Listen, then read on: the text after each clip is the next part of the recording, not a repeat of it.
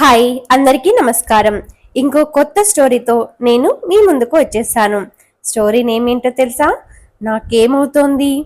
Friends, మీరు కానీ మా ఛానల్ని ఫస్ట్ టైం చూస్తున్నట్లయితే ప్లీజ్ సబ్స్క్రైబ్ చేసుకోండి. అలాగే ఈ వీడియోని తప్పకుండా లైక్ చేసి కమెంట్ చేయండి. స్టోరీ ఎలా ఉందో మరి ఆలస్యం ఎందుకు, వినిద్దామా? ప్రియా, ప్రియా, మెలకువలోకి రా. ఎందుకలా కేకలు పెడుతున్నావు?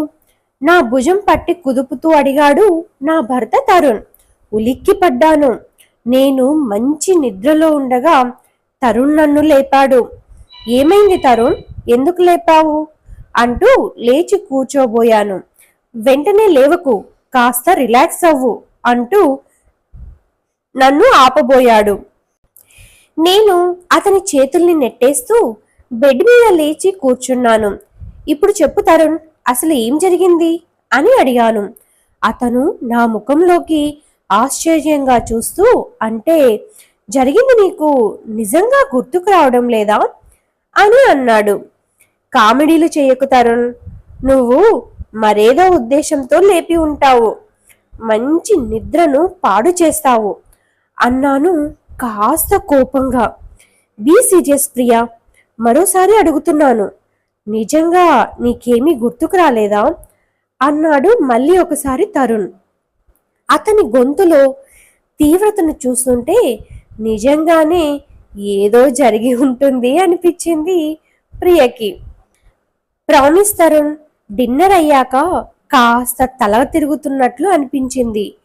టీవీలో మూవీ చూద్దామని నువ్వు అడుగుతున్నా నిన్ను చూసుకోమని చెప్పి నేను పడుకున్నాను. తర్వాత ఇదిగో ఇప్పుడే నువ్విలా నా భుజం కదిలిస్తూ నిద్రలేపావు. అంతకు మించి నాకు ఏమీ తెలీదు. మళ్ళీ మళ్ళీ గుర్తులేదా అని అడక్కు, అసలు విషయం ఏంటో చెప్పు అన్నాను. సారీ డార్లింగ్, నువ్వు చేసిన పనికి నేను షాక్ తిన్నాను కాబట్టే అన్ని మార్లు అలా అడగాల్సి వచ్చింది అంటూ పక్కనే ఉన్న వాటర్ బాటిల్ మూత తీసి నాకు అందించాడు. కాస్త మంచినీళ్లు తాగి రిలాక్స్ అవ్వు, విషయం చెబుతాను అన్నాడు తరుణ్. నేను నార్మల్గానే ఉన్నాను, అయినా నువ్వు చెప్పావు కాబట్టి నీళ్లు తాగుతున్నాను అంటూ 2 గుక్కలు నోట్లో పోసుకున్నాను. తరువాత అతని వైపు తిరిగి, నేను చాలా మామూలుగా ఉన్నాను. నా బీపీ చెక్ చేస్తే నార్మల్గానే ఉంటుంది. ఇప్పుడు చెప్పు, నువ్వు ఎలాంటి విషయం చెప్పినా నేను తట్టుకుంటాను, సరేనా? ఇక అట్టే నాచకుండా విషయానికి రా అన్నాను. అతను గొంతు సవరించుకొని, నువ్వు ఎంత చెప్పినా జరిగింది చెప్పాలంటే నాకు భయంగానే ఉంది. నువ్వు పడుకున్నాక నేను కాసేపు టీవీ చూశాను. నువ్వు తల తిరుగుతున్నట్లు ఉందని చెప్పిన విషయం హఠాత్తుగా గుర్తుకు వచ్చింది. టీవీ కట్టేసి టాబ్లెట్ తీసుకొని గదిలోకి వచ్చాను. నువ్వు ఒకసారి కళ్ళు తెరిచి నన్ను చూసి తిరిగి పడుకున్నావు. నన్ను ఆట పట్టించడానికి నిద్ర నటిస్తున్నావేమోనని అనుకున్నాను. పక్కన కూర్చొని టాబ్లెట్ అందించబోతుండగా నీ తల కింద ఉన్న పిల్లోని తీసి నీ ముఖం పైన పెట్టుకున్నావు. నీ చేతులతో బలంగా అదుముకుంటూ, ప్లీజ్ తరుణ్, నన్ను చంపద్దు, వదిలేయ్ అంటూ కేకలు పెట్టావు.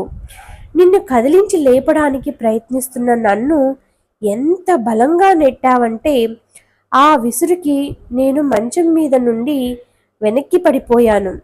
అదృష్టవశాత్తు పెద్ద గాయమేమీ తగల్లేదు. వెంటనే పైకి లేచి నిన్ను అటూ ఇటూ కదిలించడంతో నీకు మెలకువ వచ్చింది అని చెప్పాడు తరుణ్. ఒక్క క్షణం అతడేమి చెప్పాడో నాకు అర్థం కాలేదు. అర్థమయ్యాక నా తలగడ ఎక్కడుందోనని చూశాను. అది మంచానికి దూరంగా పడి ఉంది. నాకైతే ఎలాంటి కళ వచ్చినట్లు గుర్తులేదు. చూడు తరుణ్, నువ్వు చెప్పినట్టు నేను అలా ప్రవర్తించుంటే నా ఒంట్లో నాకు కాస్తైనా మార్పు తెలిసేది. ఒళ్ళు చెమటలు పట్టడం, భయంతో వణికిపోవడం జరిగేవి. కానీ నాకు అలాంటి తేడా కనిపించడం లేదు. పైగా ఇందాక ఉన్న తల తిరుగుడు కూడా ఇప్పుడు లేదు. చెప్పడం ఆపి తరుణ్ ముఖంలోకి చూశాను. అతను కింద పడ్డ నా తలగడను నాకు అందిస్తూ ఏదో చెప్పబోతూ ఉండగా ఆగమని సైగ చేసి నేనే కొనసాగించాను. చూడు తరుణ్, ఒకవేళ ఏదైనా పీడకల వచ్చి ఉందనుకున్నా ఆ భయానికి తరుణ్ నన్ను కాపాడాడు అని కేకలు పెడతానేమో గాని నన్ను చంపద్దు అని అంటానా? నా మనసు అట్టడుగు పొరల్లో కూడా నీ గురించి అలాంటి ఊహ లేదు. కాబట్టి అలాంటి కల వచ్చే అవకాశమే లేదు అంటూ నా మనసులో ఉన్నది తరుణ్తో చెప్పేశాను. తరుణ్ ఒక చెయ్యి నా భుజం మీద వేసి రెండో చేత్తో నా తల నిమురుతూ okay Priya, let's forget it and sleep. దీని గురించి మనం రేపు ఉదయం డిస్కస్ చేద్దాం అన్నాడు. తరుణ్ నా తరపున వాదన నీకు చెప్పాను, కానీ నువ్వు చెప్పేది నేను వినలేదు. బహుశా ఈ రాత్రిపూట వాదనలు ఎందుకని నువ్వు సైలెంట్ అయి ఉండవచ్చు. కానీ ఇప్పుడు నాకు ఏమనిపిస్తుందంటే ఒకవేళ నేను అలా చేసి ఉండకపోతే చేసినట్లు చెప్పాల్సిన అవసరం నీకేముంది అన్నాను. తరుణ్ నా తల మీద ఉన్న తన కుడి చేతిని తీసి నా పెదవులకు అడ్డంగా ఉంచి ప్లీజ్ ప్రియా, ఈ విషయం ఇంతటితో వదిలే, రేపు మాట్లాడుకుందామన్నాగా అన్నాడు. నా నోటికి అడ్డంగా ఉన్న అతని చేతిని పట్టుకొని నన్ను చెప్పని తరుణ్, మన ఇద్దరిలో ఎవరు కావాలని అబద్ధం చెప్పరు. అలాంటప్పుడు మెలకువగా ఉన్న నీకన్నా నిద్రపోతున్న నేను భ్రమపడడానికే ఎక్కువ అవకాశం ఉంది అంటూ మంచం మీద నుండి కిందకి దిగాను. ఆపబోతున్న అతన్ని విడిపించుకొని డ్రెస్సింగ్ టేబుల్ నుండి పేపర్ పెన్లను బయటికి తీశాను. నాకెందుకో నా మానసిక స్థితి సరిగా ఉన్నట్లు అనిపించలేదు. ఈరోజు దిండుతో నన్ను నేనే ఊపిరాడనీయకుండా చేసుకున్నాను. ఇలాంటి పనుల వల్ల నాకేమైనా జరిగితే అందులో తరుణ్ ప్రమేయం ఏమీ లేదని అందరూ గ్రహించగలరు. ఆ పేపర్ మీద అలా రాసి తిరిగి డ్రాలో ఉంచి మంచం మీదికి చేరుకున్నాను. ఏం రాశావు అందులో అంటూ కిందకు దిగబోతున్న తరుణ్ చేతిని పట్టుకొని ప్లీజ్ తరుణ్, పడుకుందాం, నువ్వే చెప్పావుగా రేపు ఉదయం మాట్లాడుకుందామని అన్నాను. కానీ అతను నన్ను విడిపించుకొని డ్రాలో ఉన్న ఆ పేపర్ బయటికి తీశాడు. ఇంతలో బెడ్ మీద ఉన్న అతని మొబైల్లో నోటిఫికేషన్ సౌండ్ వచ్చింది. అప్రమత్తంగా అటు చూశాను. ప్లాన్ సక్సెస్ అయిందా అంటూ వచ్చిన వాట్సాప్ మెసేజ్ తాలూకు నోటిఫికేషన్ అది. ప్రియా అంటూ తరుణ్ కేక పెట్టడంతో ఉలిక్కిపడి అతని వైపు చూశాను. నేను రాసింది చదివాక అతని రియాక్షన్ అది. తరుణ్ నా వంక కోపంగా చూస్తూ ప్రియా, ఏమిటిది, ఎందుకిలా రాశావు అంటూ ఆవేశంగా అడిగాడు. కూల్ తరుణ్, కొత్తగా పెళ్ళైన వాళ్ళం. ఒకవేళ నేనేదైనా పిచ్చి పని చేసి చనిపోతే నిన్ను ఎవరూ అనుమానించకూడదు అంటూ ఇంకా ఏదో చెప్పబోతున్నా నా చెంప మీద బలంగా కొట్టాడు. మతి ఉండే మాట్లాడుతున్నావా? ఒకవేళ నీకు ఏదైనా జరిగితే ఈ ఉత్తరం చూపించి కేసుల నుండి బయటపడి ఒక 100 ఏళ్ళు నేను సుఖంగా బ్రతికేస్తాననుకుంటున్నావా? అలా ఎన్నటికీ జరగదు.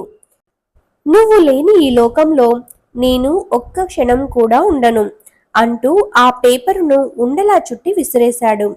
అది బెడ్రూమ్ తలుపు పట్టుకొని కింద పడింది. తర్వాత నా వంక చూసిన అతను నా కళ్ళ నుంచి కారుతున్న నీళ్లను చూసి ఒక్క ఉదుటను నా దగ్గరికి వచ్చాడు. నా కళ్ళను తుడిచి సారీ చెప్పాడు.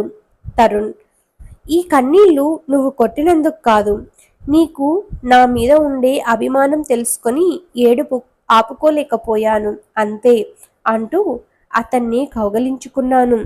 అతడు నన్ను నెమ్మదిగా పడుకోబెట్టి నా భుజం మీద మృదువుగా తట్టసాగాడు. చిన్నప్పుడు నన్ను అలా నిద్రపుచ్చిన మా అమ్మను గుర్తు చేసుకుంటూ నెమ్మదిగా నిద్రలోకి జారుకున్నాను. కానీ అతడు కొట్టిన చెంప దెబ్బకు దవడ బాగా నొప్పి చేయడంతో కాసేపటికే మెలకువ వచ్చింది. కానీ కళ్ళు మూసుకుని ఉన్నాను. కొంతసేపటికి తరుణ్ నా వైపు తిరిగి నా భుజాన్ని మృదువుగా తడుతూ ప్రియా అంటూ పిలిచాడు.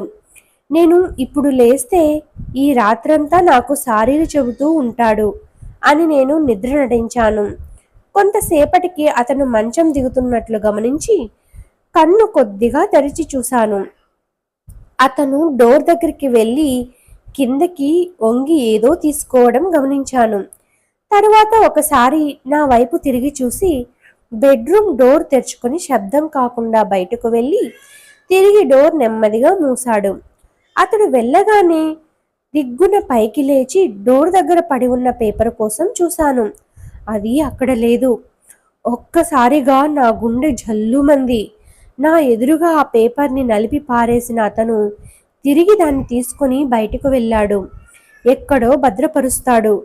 బాగా ఆవేశం తెప్పించే విషయం, రాసి ఉన్న పేపర్ని ఎవరన్నా చదివితే వెంటనే ఏం చేస్తారు? తనైతే ఏం చేస్తుంది? చింపి పారేస్తుంది. కానీ అతడు ఉండ చుట్టి విసిరేశాడు. ఇప్పుడు దాన్ని తీసుకొని వెళ్తున్నాడు. అంటే దాని అవసరం ఉందని అతడు భావిస్తున్నాడా? ఇందాక నాతో ఏమన్నాడు మరి? నేను లేకుండా ఒక్క క్షణం కూడా ఉండలేనని క్షణం ముందే అన్నాడు కదా. ఉత్తుత్తి ప్రేమేనా అది? ఒకవేళ ఆ పేపర్ నేల మీద ఎక్కడైనా పడి ఉందేమో, నేను అనవసరంగా అపోహపడ్డానేమో. మంచం దిగి డోర్ దగ్గర మోకాళ్ళ మీద కూర్చొని వెతకసాగాను. అంతలో తరుణ్ డోర్ నెట్టడంతో వెల్లికిలా పడ్డాను. అతను లోపలికి వచ్చి నన్ను పైకి లేపాడు. ఏం చేస్తున్నావు ప్రియా అన్నాడు నన్ను మంచం మీద కూర్చోబెడుతూ. ఏం చెప్పాలా అని ఆలోచిస్తున్నాను. నువ్వు రాసిన పేపర్ కోసమేనా? నా భుజాల మీద చేతులు వేస్తూ అడిగాడు. అతని మొహంలో ఎప్పుడూ ఉండే నవ్వు లేదు. నాలో టెన్షన్ మొదలైంది. Thanks for watching. నెక్స్ట్ ఎపిసోడ్ని వెంటనే అప్లోడ్